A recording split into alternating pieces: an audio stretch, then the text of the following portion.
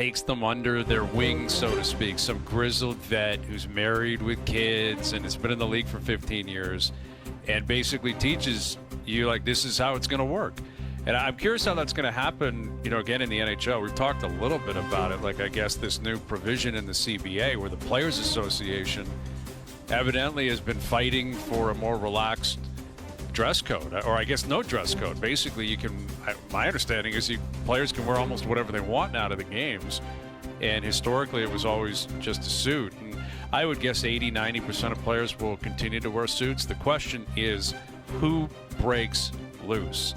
Like, who is the guy, or who are the guys who are like, screw it, I'm wearing whatever, a tank top, I'm wearing shorts, I'm wearing a short suit, I'm wearing, glasses coming in, top hats coming in. There's going to be guys monetizing it. There will be guys walking in with a T-shirt with a big logo, and they're getting paid $100,000 for the year to show up to every game wearing some company's logo across their chest. That's going to happen at some point. That's a good point, actually, I guess. Yeah. Could you broker some deal with some boutique or some massive line of clothing, and all of a sudden you become the spokesman and you're wearing that might actually open up. Someone's got to get a Costco endorsement, and you got to show up to games with Kirkland right across your chest. You got to be on the fourth line. Like, you have to be a fourth line if you're the face of the Kirkland line. The guy on Calgary, Kirkland. Yeah, Kirkland. That's the guy who's got to do it. You're right. Yeah. You know what's crazy, guys? Like, how often do we even see video of the players entering the game or the rink before the game? Like, Toronto Maple Leafs, it seems like there's cameras everywhere. Maybe Montreal, but like outside of that, we don't see a lot of footage of guys walking into the games. Maybe the playoffs a bit more, but I don't think it's actually that big a deal. Like, I saw that, and a couple of my buddies like, oh man, these guys aren't going to wear suits. Well, you don't see them when they walk in. Maybe you see them when they walk out, but I don't know. I don't think it's that big a deal, actually. I think a big deal is the no fitness testing. I can't believe that teams went for that. How are you going to know if a guy's in shape? And you can say, well, we're going to skate him, but I think it's good to have a baseline. Like, personally, I wanted to have a baseline that I knew that, my VO2 or whatever, my ever numbers were all kind of where I want to be. And I kind of knew as you got older. But I think you need that baseline. So I didn't look at it as a punishment. I don't know if players, they think it is now. I look at it as like, hey, this is a measurement to see that, Frankie Corrado, Jason Strutter, Matthews, all these guys did the work in the offseason, because I also want to know which one of my teammates did and didn't do it. That's an interesting thought, like the idea that you're tracking your teammates.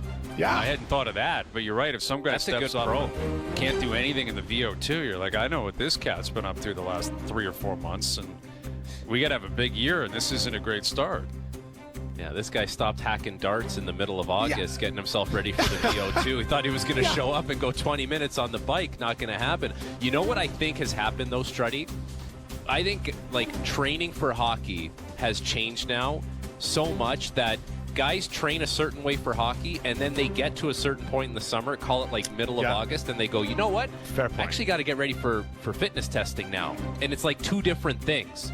I think if you're not doing it now, then you're just falling behind, and it's way too competitive. The guys that make a lot of money, like the Pettersson kid in Vancouver, there's a great example of a guy you'd probably love to have a fitness testing for him this year to see where he's at. But I think it's the number of guys that would be falling behind are so minuscule because it's just way too competitive now, and you can lose your job too quickly. No, and that is a really good point. That's a really good thing, because you're right. There is there's sometimes I got to get on the bike, or I got to do this and build my VO2 up. But so let's make it more sports specific. Something that I know that a lot of trainers like to see is broad jump. So doing 3 broad jumps. I mean, you probably did that skipping into your office today, Frankie Corrado. That is nothing to do, so that I can track where I'm at. And same with maybe hip mobility. That's another thing I know that trainers really like. But the days of the bench press, I mean, I'd get on that thing and you're trying to just kill it. You're like, what am I doing here? Like, you don't, I'm not throwing a ball here. So I think maybe be more sports specific, just again, so I can track it. I know I can get it tracked by my own trainers, and everyone has their own trainers. But I don't know. Guys, I think at some point we might see the fitness testing come back. I really do. Again, not as a punishment, but as a way of tracking where I'm at and tracking each other and holding each other accountable on that team. Yeah, it's an interesting thought. And, I think what you said, Frankie, is very accurate in terms of the modern athlete. I remember speaking with, I think it was Max Domi years ago, about how he trains in the summer where he wasn't using weights.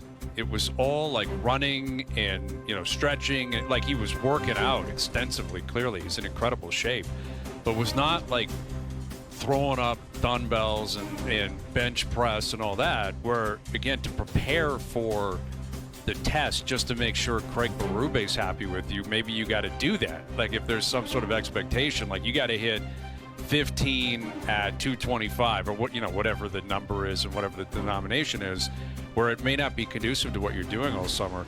But I also wonder if there's a workaround with this in terms of them just applying it to the ice. Like, we're going to get you on the ice. Like, so that first day, like, be ready. Because we're time. Because I've always wondered that also. Like, I get the importance of being in shape. I get the importance of being in the gym, and you're a professional. You have to do it. We talk far too often about players who, wow, they really got in shape this year. Yeah, you're supposed to. You're a pro.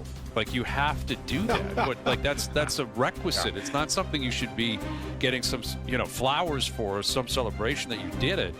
But I've often wondered this in every sport. I don't know what it would look like. But is there a way to test, like, actually what you've been working on the ice? Like, is there a way to test, like, is your shot harder or better or faster or quicker? Is your stride better? I don't know. I mean, wouldn't that be more? There is, but you wouldn't know it. You wouldn't know it because all these teams now wear, like, it's called, like, a catapult. It's basically like a bra strap with, like, a chip in the back. And we would wear these in Toronto and Pittsburgh. And basically, it could tell you all that stuff. It could tell you if your right side was working harder than your left side. And we could kind of forecast, hey, maybe this right hip is going to go at some point. Like, they have all that technology. But I think my kind of takeaways from all these camps, like I did John Tortorella's Camp Tortorella. I did Travis Green's crazy one. Actually, Babcock's wasn't too bad.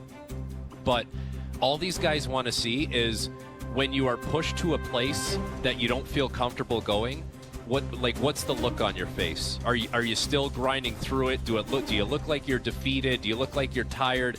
I think that's what these guys really want to get out of this thing, more than, like, the sports science guys, they'll get all the other stuff, right? But it's more the coach wants to see, like, how comfortable is this guy in a really crappy situation? Yeah, and I like that idea. And I think that is obviously going to have to continue, right?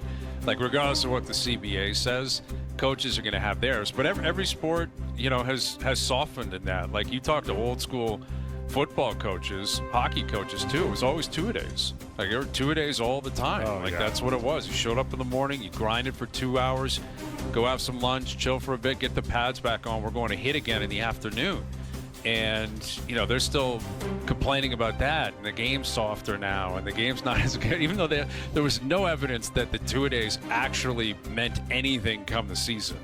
It was just a way for, I think, coaches to get into the action and get things going. But, all you guys bring up good points. I am curious now about tracking, clothing deals and stuff like that for the players. Yeah.